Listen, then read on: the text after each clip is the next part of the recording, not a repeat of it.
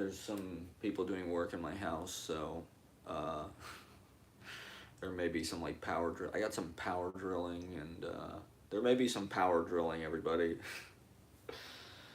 um, or they're just sawing the fucking walls open. It's like, oh god, it's like they're performing some kind of, I don't know, quadruple bypass on the apartment.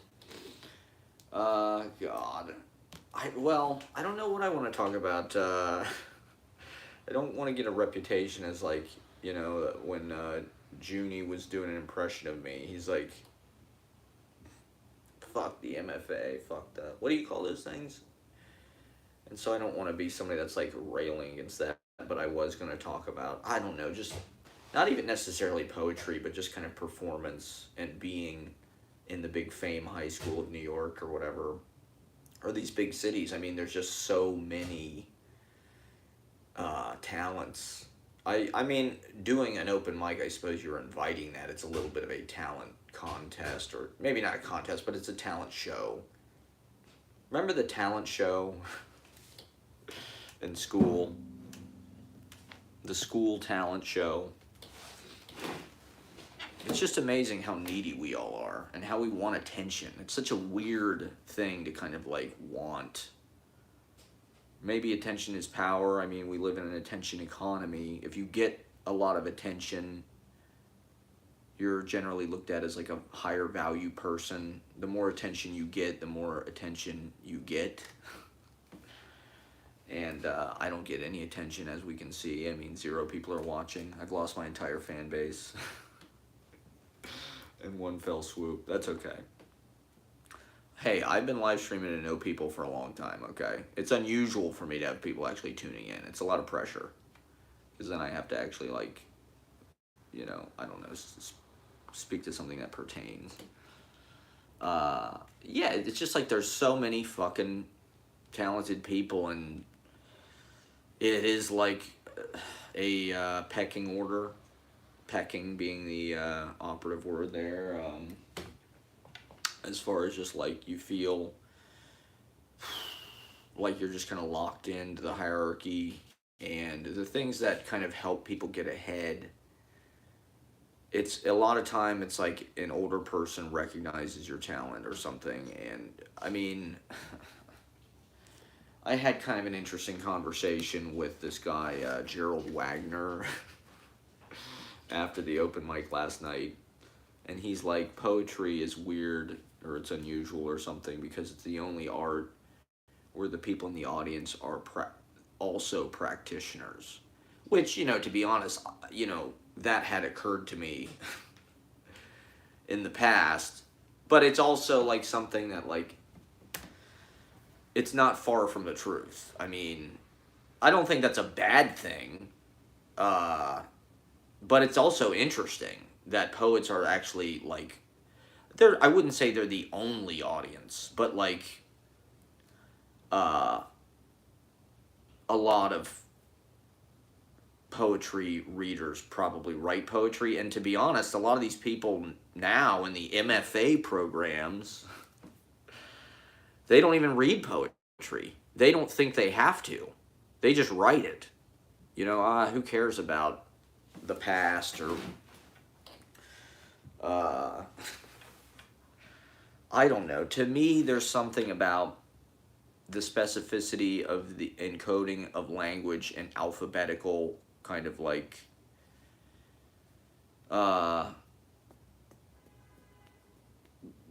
symbolism, or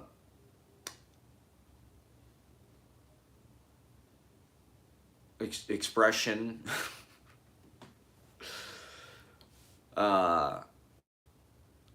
The specificity of language, of writing, of syllable, of idea. Poetry is the highest.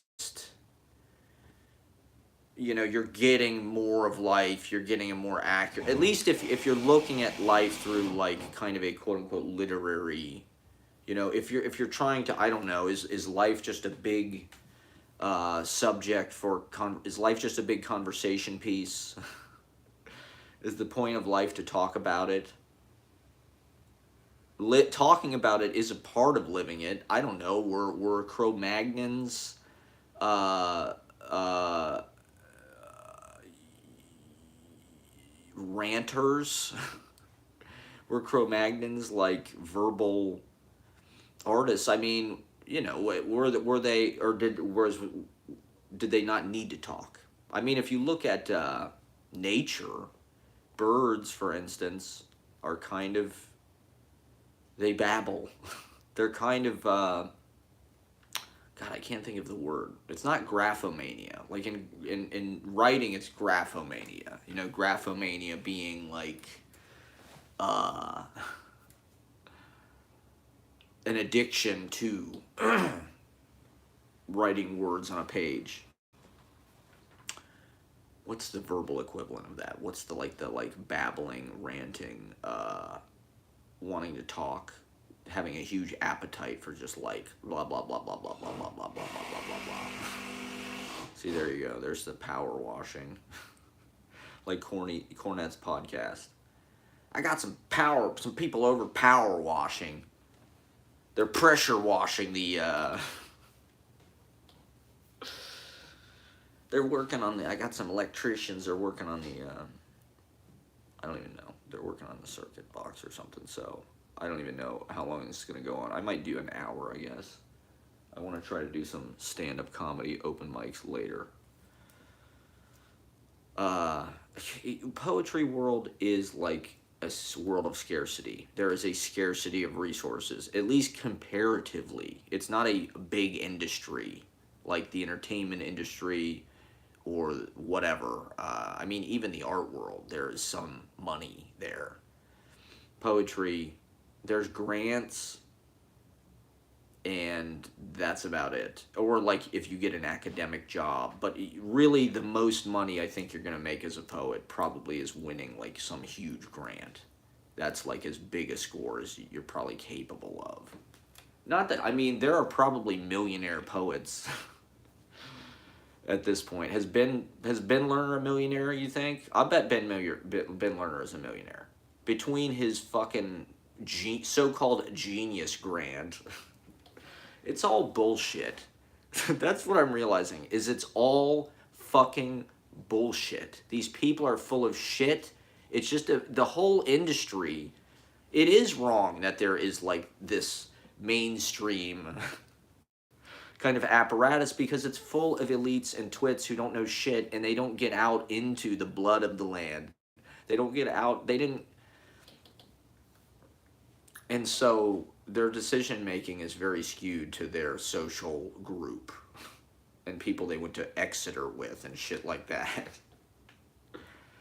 They don't, it's very hard to make it into those social circles at all. They're bred an entirely different way. They have an entirely different... Here comes my ranting against the etiquette. They have an entirely different social, etiquette and way of fucking... It's all horse shit. It's all fucking bullshit. There's nowhere to breathe. We're all gasping for airtime. We're gasping for stage time, for attention. I don't know why.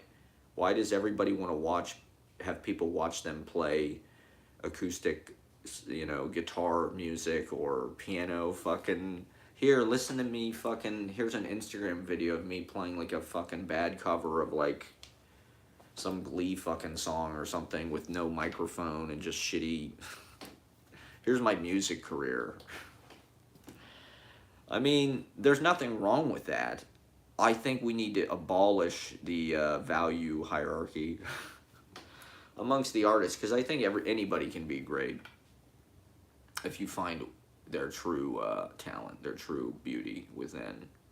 And that's what I don't like about selling the credentials to just a bunch of rich kids who just feign like they're cool, They are just like American Apparel fucking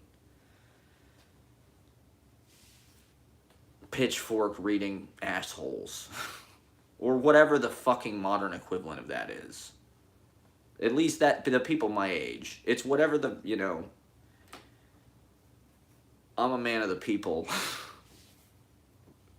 I come from common folk. I mean, the year in Ohio did affect me. Having that right in the middle of like my New York experience, the pandemic year in Ohio did kind of reconnect me to like the middle of the country. The aorta, the Mississippi River watershed in the heartland of this country. Uh,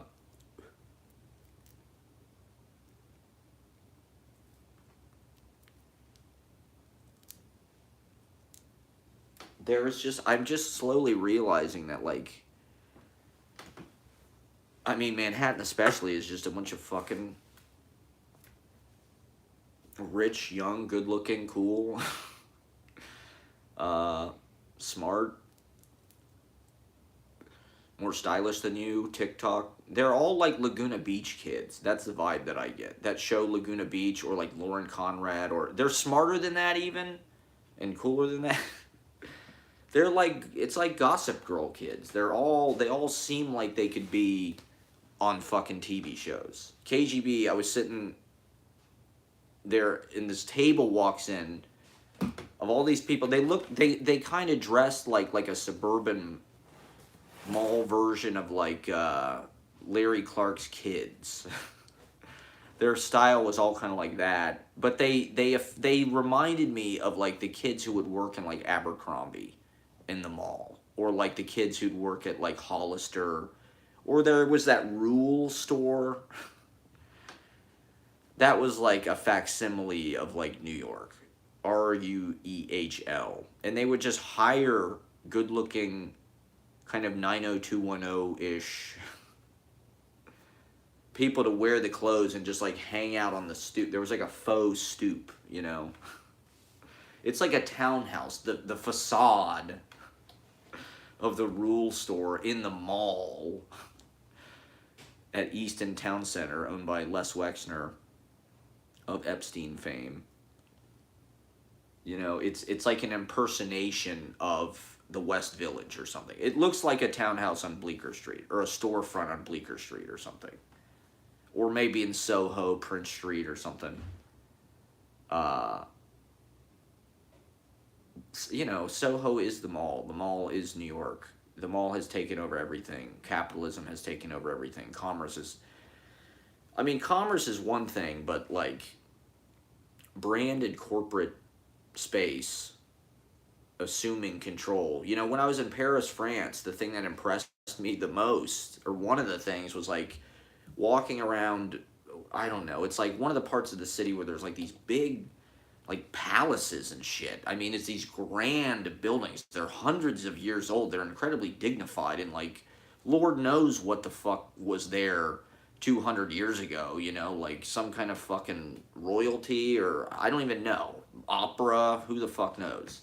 You know, these grand buildings, and it's all like H&M, Zara, you know, it's all these big fucking Apple store, like occupying these buildings. Like, that is our society. That's New York. New York was supposed to be a holdout against the corporate power and the kind of suburbanization. But alas, our generation is just at home in that shit. We want it. And, you know, they rewrote the rules. They fascist police stated New York. They security stated it. And,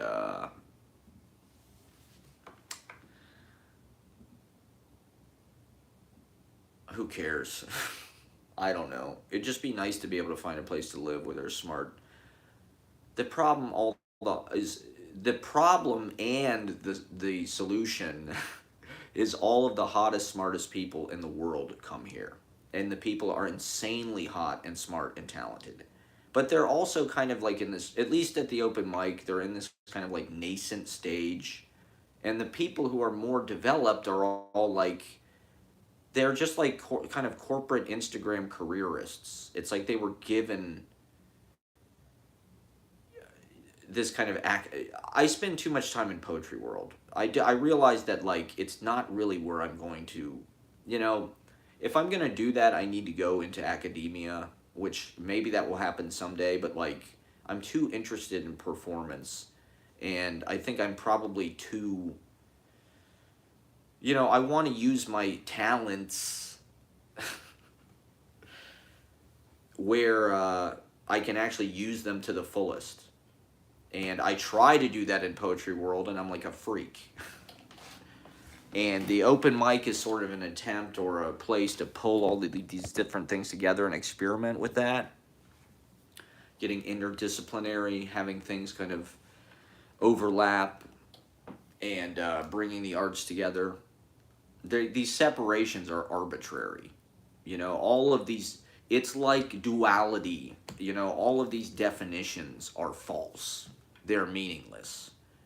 Saying something is poetry or fiction or autofiction, it's all meaningless. Or something is a diary. I don't really like diary, or none of that. It's all that's all mind. You know what I mean? That's all Western kind of delineation of shit. And like, fine, good, whatever. We need like ways to call things. We need definitions. We need ways to. But the ways that we slice things up in our culture is very like market driven, and like, so I distrust that. That you're supposed to market yourself as like you're an actor, so you have to get headshots and ba ba ba ba, and you sort of become that. Or if you're a poet, you have to market yourself in that way, and so you start to like, at this point that means becoming an academic basically. And you sort of, there's sort of types, theater people. We're all in the self-marketing business. And so you have to define yourself into some kind of employment profession, which, as human beings, it wouldn't be nice to be a little more well-rounded than that. And to be honest, one of the frustrations of my life is these skills are not mutually exclusive, and it's not uncommon for people who are talented or whatever to have more than one of them. This is something you see that's very prevalent in our current celebrity kind of striving culture, is like every young kind of person who's trying to make it or be famous or be an artist or whatever, they play music. They're maybe an actor, they write poetry, they do a lot of different stuff. They dance or, make videos. I think that is okay. That's a good thing. And we should embrace the kind of running together of these things rather than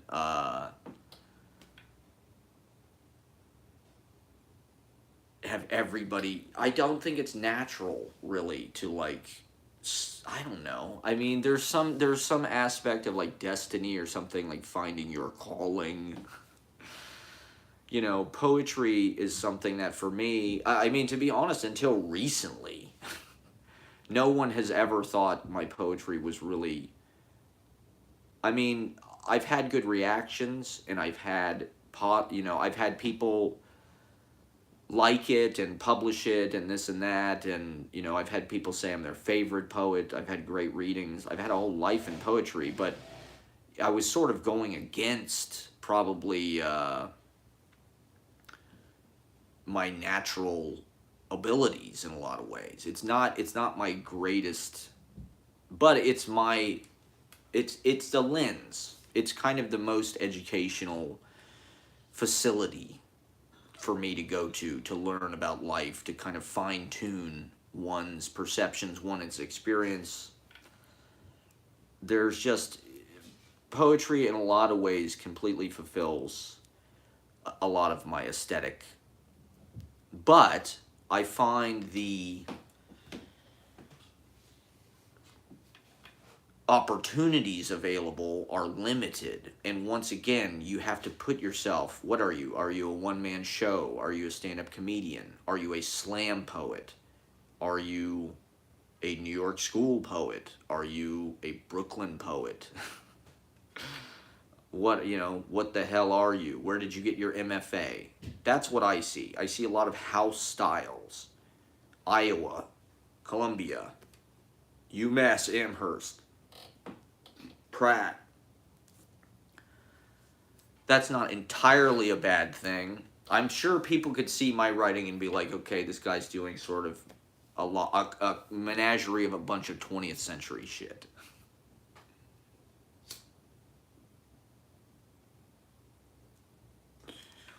I see poetry getting like more conservative stylistically, weirdly enough. You know, with the way it gets like more radical as far as like who practices it or who is allowed to practice it. Uh, Stylistically, it's getting like conservative. It's kind of regressing, I would say, actually. In my opinion, why not just come and say it? I mean, I know I'm going against the grain here. I'm an anti-poet. And maybe I'm just living in the fucking past. I don't want to be, you know, because that's the Make America Great Again sentiment, is things were better. And I'm not saying that. Uh, uh, it is about moving forward and being as futuristic as possible. And I think our society does have, you know, we're moving into a tribal era. We're moving into an acoustical space of complete simultaneity.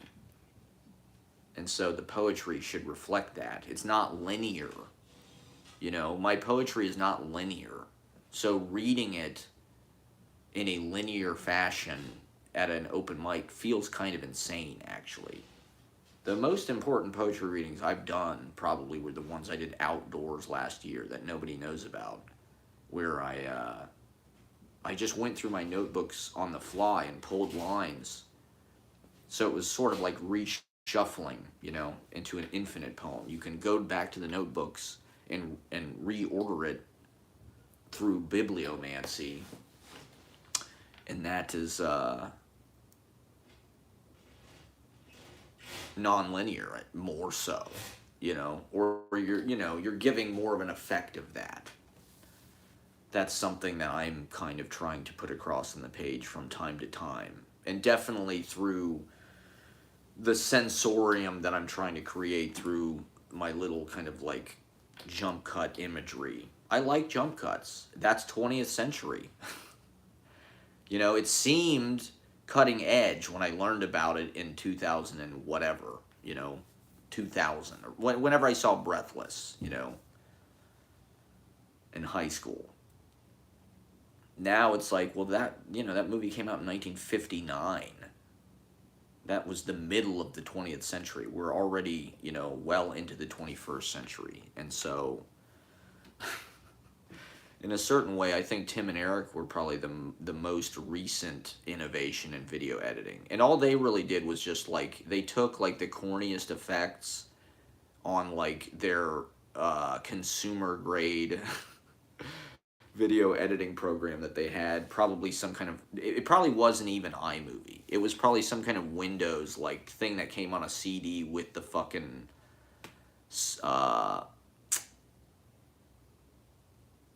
or I don't know, it came with some kind of fucking camera or so. I don't know. You know, some kind of just like super. So they use all the jankiest kind of digital effects, you know, star wipes and all that. And the Ken Burns effect, you know. The Ken Burns effect, so called, according to Apple video editing. I think if you're a poet and you're not doing video editing, to me, that's the way, you know, in my 20th century way. I make my films in a 20th century way. I'm still trying to be, you know, Goodfellas or Jules Jim or whatever. Or Bottle Rocket or a combination of everything. You know, it's trying to be a combination of everything. There's...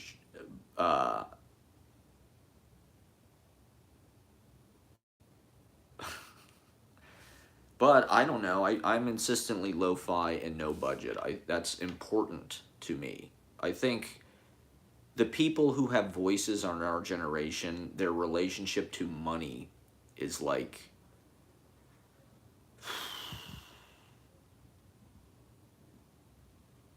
I mean, maybe it's old-fashioned, this kind of idea that, like, poverty is holy. That's, like, maybe something that's holding us back. Like, there's this, like, Christian or biblical idea of, like, you're supposed to give things away. That's what Jesus says, give everything away.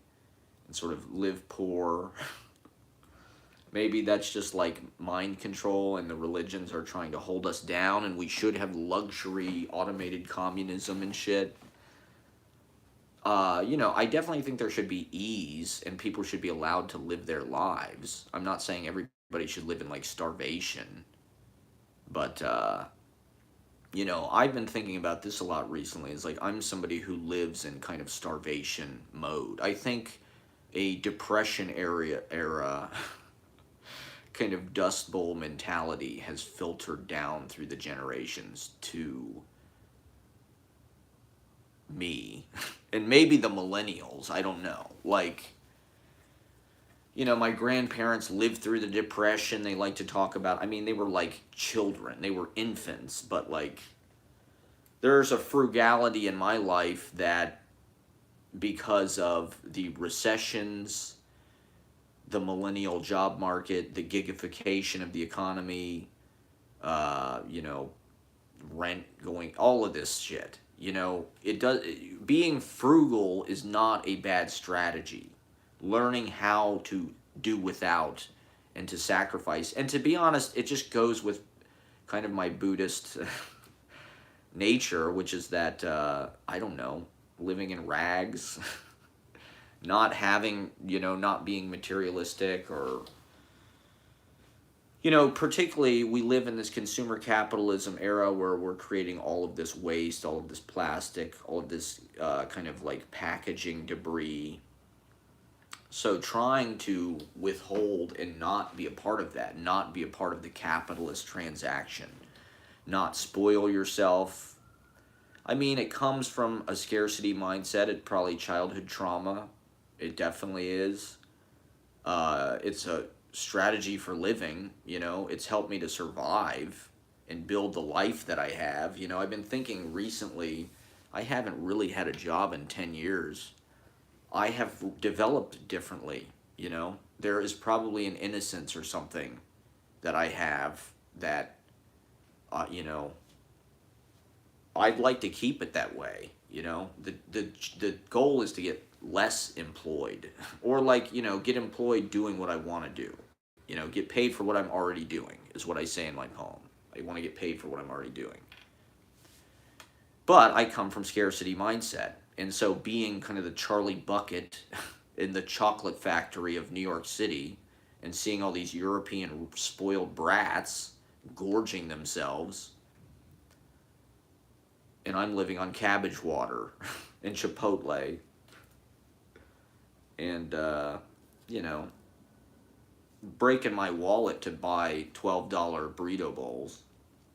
I had $8 nachos the other day. I'm going to run out of weed on Christmas. It's a crime. Nobody's watching, that's fine. I just want kind of a relaxed, open jam here to just sort of woe is me. Well, being skinny, right?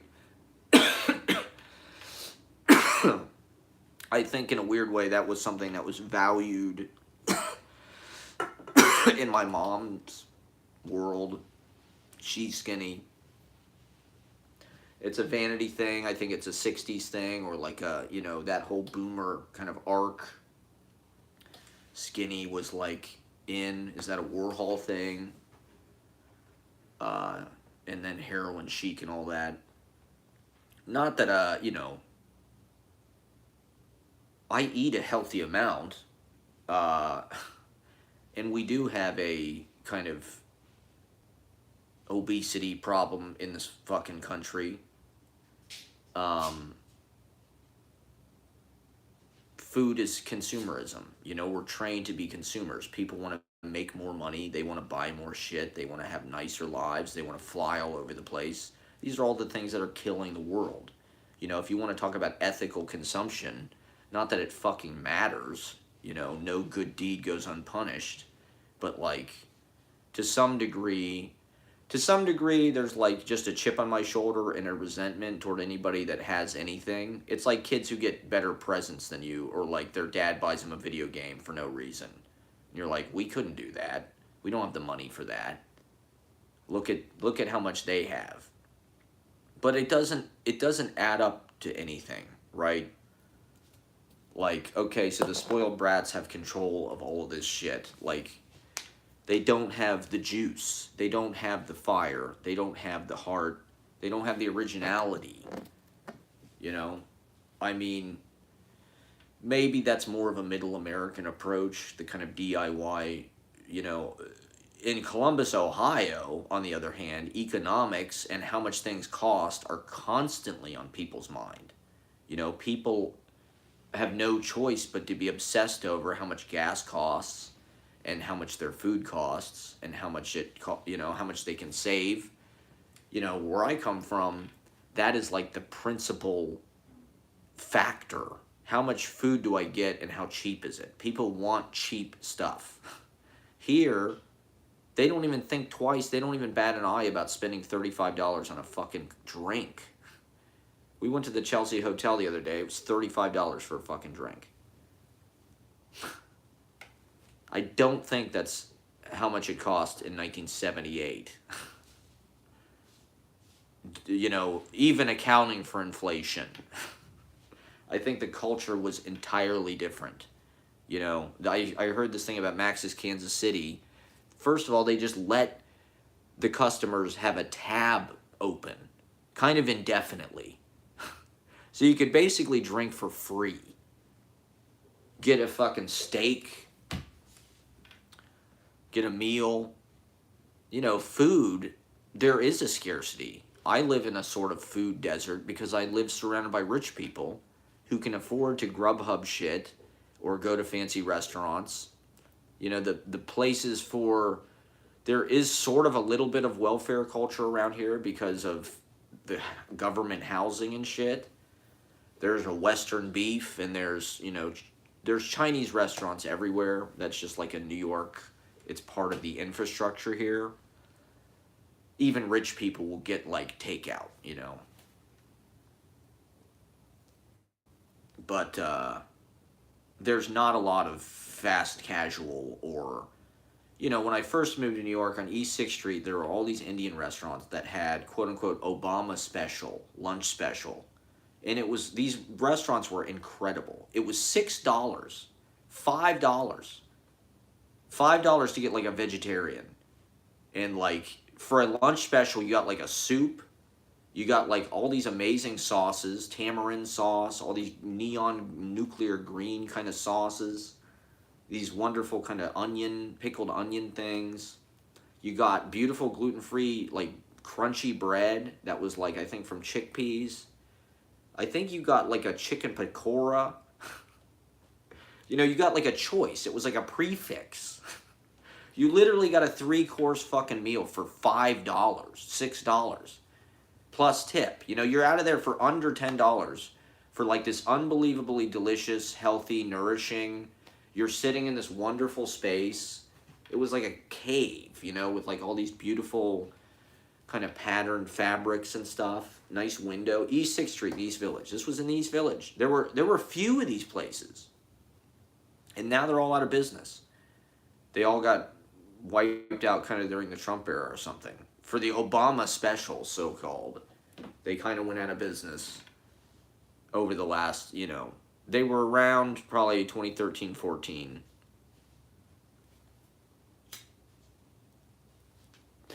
Those places were magical. And they were geared toward poor people. They weren't geared toward... Hey, let's make this shit as expensive as possible because these people got more money than brains, or, like, you know, they have so much money it doesn't even matter. Just like, yeah, it's $50 for the fucking oysters on the half shell. Better bring some more. Let's get some appetizers for the table. And then they act like you are being, like, a fucking grody piece of shit if, like, you ask them for anything. Or, like, you sort of hungrily look at their food. It's like... I mean, don't get me wrong, I'm an adult, I've made my choices, and I'm proud of my choices. I'm free. I get to be free, okay? I'm not like all of these other fucking people who are owned. I do what I want, at least I have for the last 10 goddamn years. A decade of my youth. And then some.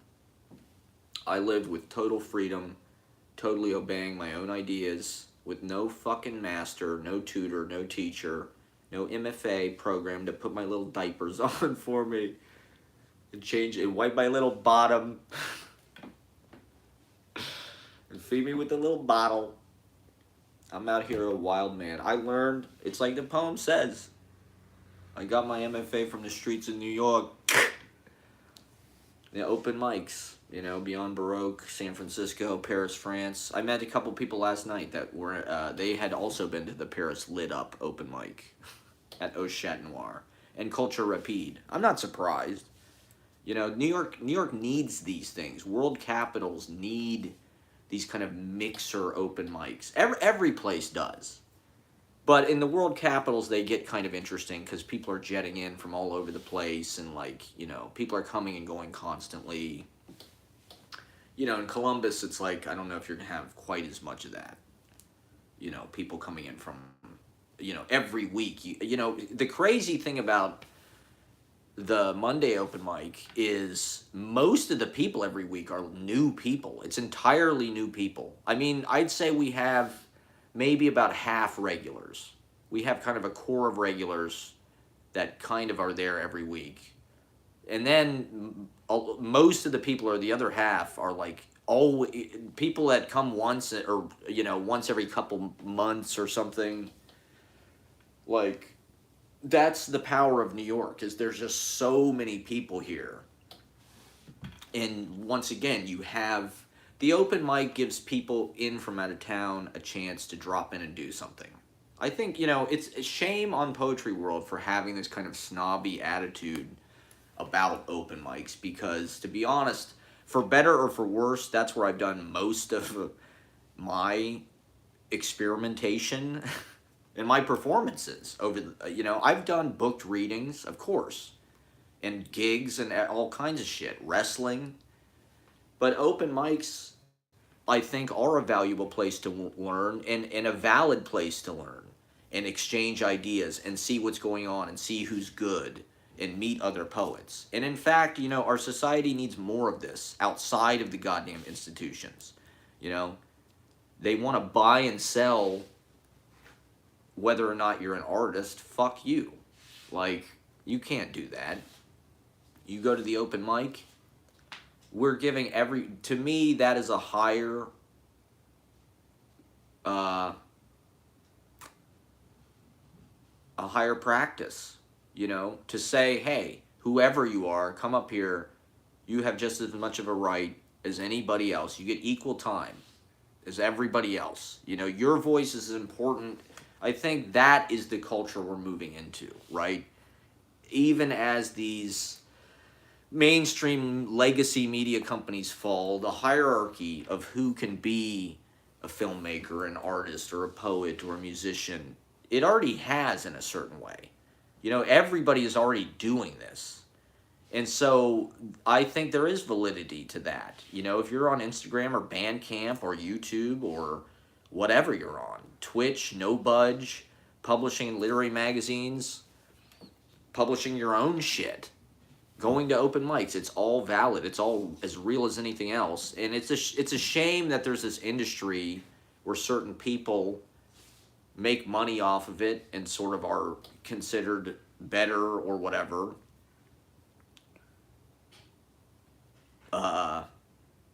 With poetry especially, it's like a lot of it is just fucking the emperor's new clothes. It's just a mutual jerk-off society. It's like, you know, you have something, I mean, not that it doesn't have to do with the writing, but, like, there are certain people who decide what writing is valid and what writing is advanced, and their opinion is trusted and matters, and other people's opinion doesn't matter. And I think that's a little, those, you know, avenues need to be opened up a little bit. You know, it shouldn't be just people in New York's opinion fucking matters about what, you know, the only writers that are good are in the Paris Review or the New Yorker or published with FSG or whoever the fuck. It's like, or, you know, or with small press distribution. Like, there's a lot of people in this country doing this, you know?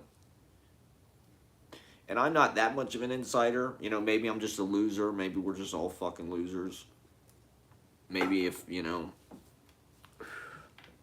if I got into an MFA program, it's not like, you know, I'd be able to maybe get a teaching job. But it's not like, maybe I'd be able to get a book published with, like, something real. But I like what I'm doing. And I like the way I'm writing. It has edge. It has a lot of raw edge to it. And it's totally me. And it's totally what I want to do. So fuck the bastards. I don't know if these guys are listening to me do this, but they're probably hearing everything.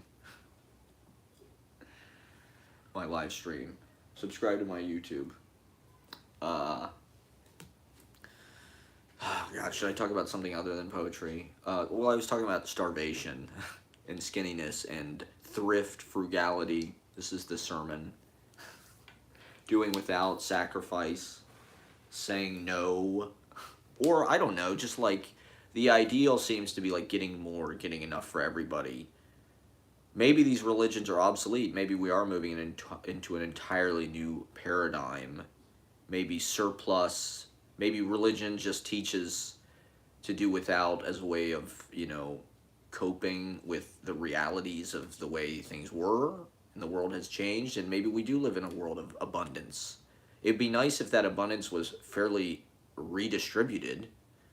You know, if they redistributed the wealth, we could live in a world of more abundance. But we don't live in that world. We live in a world where there's a lot of hack writers who have trust funds who can be in New York and just sort of like go to restaurants and, you know, run up bar tabs and publish shitty literary magazines and do shitty readings and wear nice clothes and get written about the New York Times, who, you know. Meanwhile, I'm starving out here, you know. I don't know, you know, is this a manifestation thing? I need to, you know, it is kind of insulting and condescending to hear self-help people or just the culture in general kind of tell you that, like, it's about manifestation and, like, you need to put out better energy or something, you know, like it's your fault. It's your fault that you're not, you know, people don't feel a sense of guilt about enjoying things, going out to a nice restaurant and spending $40 on an entree or more. They don't feel a sense of guilt about that. Certainly not. In the, you know, I get the sense that a lot of these people haven't really seen, like, or haven't really lived with going hungry, not having enough to eat, not getting the toys they wanted for Christmas, not being able to go see the Mortal Kombat movie because your dad won't drive you to the theater when it came out. I mean, I guess everybody knows that pain, but I don't know. I mean, the whole time I've been in New York has been kind of an economic miracle because, like, I've literally made, like, I hear poets complain. I saw this poet complain the other day. He only made $22,000 last year. And, I mean, I think I made that much because of unemployment. But, like, you know, that was the most I had made other than 2020. I probably shouldn't talk about this on the internet, but most of the tens I made, like, probably somewhere between $10,000 and $15,000 a year. Maybe around 15 or a little, I don't know. Not a lot, you know, and to live in New York City and survive on that in 17, 18, 19, in 18 and 19 I made even less. 2018, I think I made $6,000, $8,000. 2019, I made even less than that, let's just say.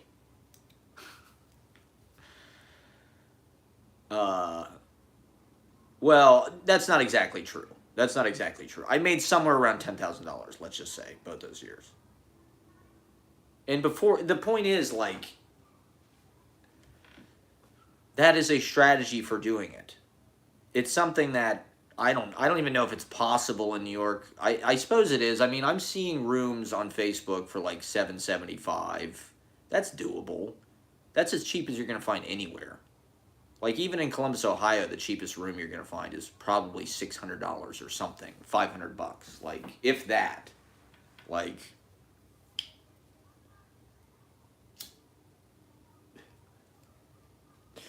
just on the car shit alone, you're gonna save that money and more. Just on gasoline and car maintenance and car insurance and all of the bullshit,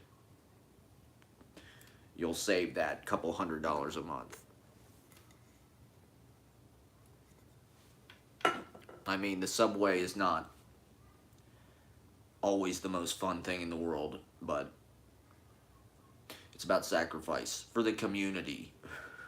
You know, it's incredible how selfish these people have become. And like they just want more for the sake of having more. And New York, in the time that I've seen it, has become this, you know, they called this the Roaring Twenties, but honestly, the tens were kind of like that. You know, when I was first here, it was all about these great Gatsby parties, and it was like, you know, because of all this tech wealth and startups and shit. Not only that, but Hollywood. Hollywood had come back. The Tonight Show was back. They were shooting all these shows here. That was pretty, you know, the millennials really came into New York.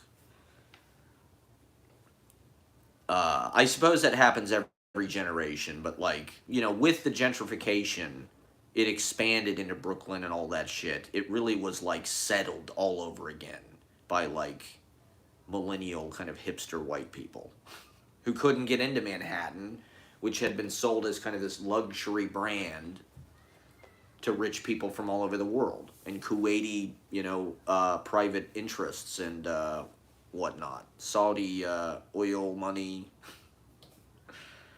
Russian oligarchs, Chinese mafia, you name it. Money laundering, you know, it's a great. New York is a great. It's like a legit. The mafia went legit. You know, it's gone completely legitimate, just like in The Godfather. It's like it's not that the mafia doesn't exist; it's that they run everything. You know, Giuliani and well, just like the whole New York is a money laundering scheme at this point. That's really the prime function. And so if rich people can kind of cycle their kids in to the kind of safe, like, you know, faux art campus, you know, Brooklyn, you get enough of the kind of gritty, you know, New York is always going to have the gritty street thing to some degree because of the boroughs and the periphery always kind of brings that in, you know, people coming from the Bronx or Queens or Staten Island or New Jersey, like, that place hasn't been quite as fucking gentrified to some degree. Or at least it's not like, I don't know. It's not, maybe I'm wrong. Who the fuck knows?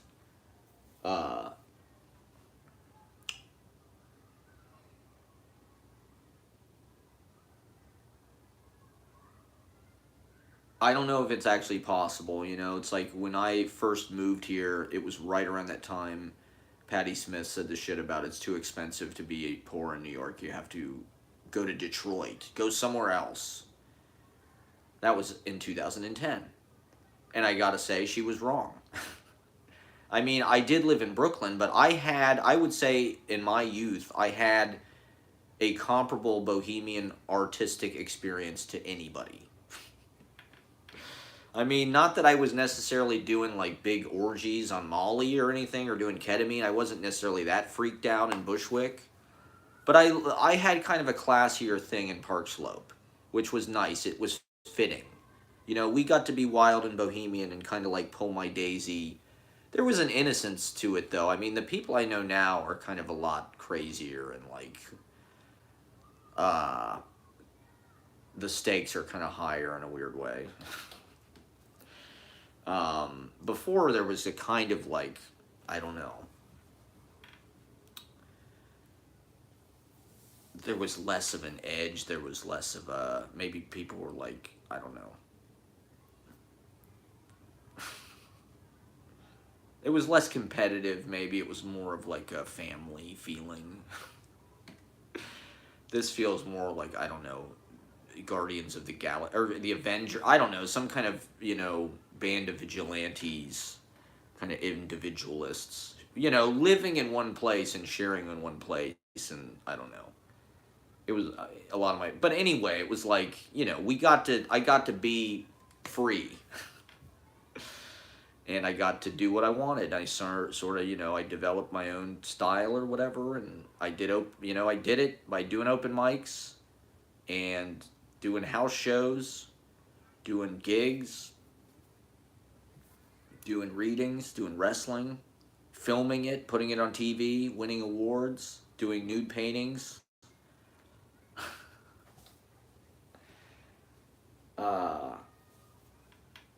The Poetry Project was the first institution I guess it's a job, sort of.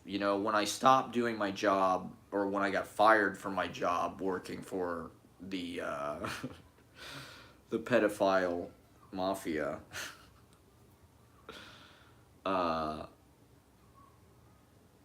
just kidding, because I'm too pure, and I wouldn't collaborate. I said, no, I will not shave my beard. I will not cut my hair.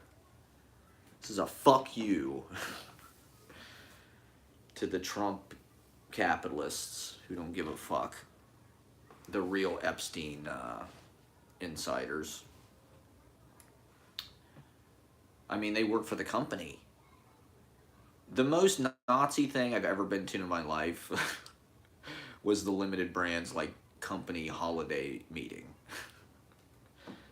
That was the most Nazi thing I've ever. The brand unity and the speech. Oh my god, it was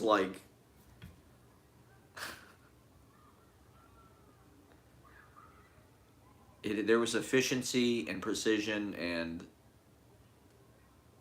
cohesion, color schemes. In any case,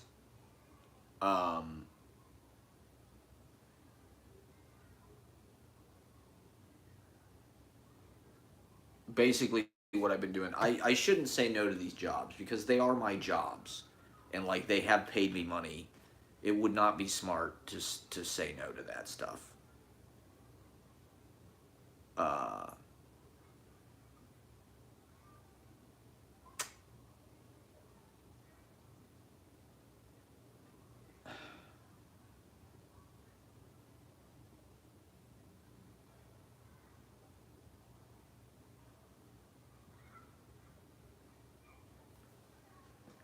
Doing a DIY education is meaningless to most people, I suppose. It's all about your work.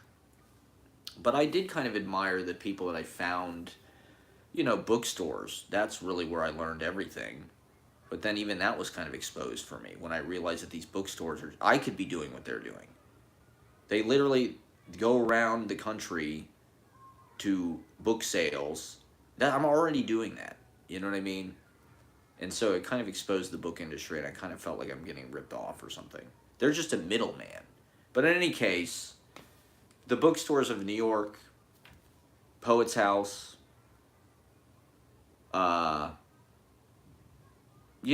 being able to go to the Poetry Project regularly and see the readings there, and get paid to do it, is the best education.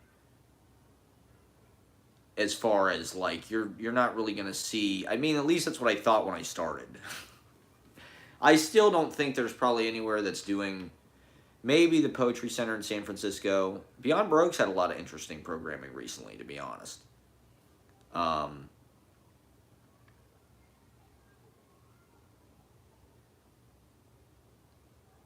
But I feel kind of duped with some of it. I feel like I've been filming a lot of stuff that I'm like, what the fuck even is this? This is not even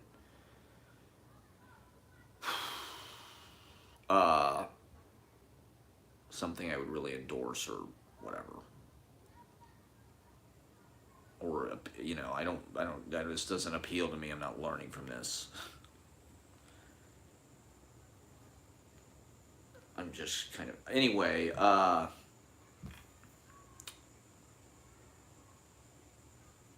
you know, doing that for 10 years, I did improv classes. I did, you know, making friends with tons of artists. No one, to be honest, I don't really have any friends that are like notable. And no offense to anybody. At least not yet. You know, I don't know anybody that's like famous or even like a part of the inner. Maybe that's a you know, like people who are established or people who are kind of in, I do get intimidated by. I know who they are. And so it is kind of me bringing that into the conversation. It is easier for me to feel no resentment and relate to somebody who's sort of like an unknown and doing open mics and shit. Because I'm not an insider. And, you know, the establishment's sort of discouragement of my work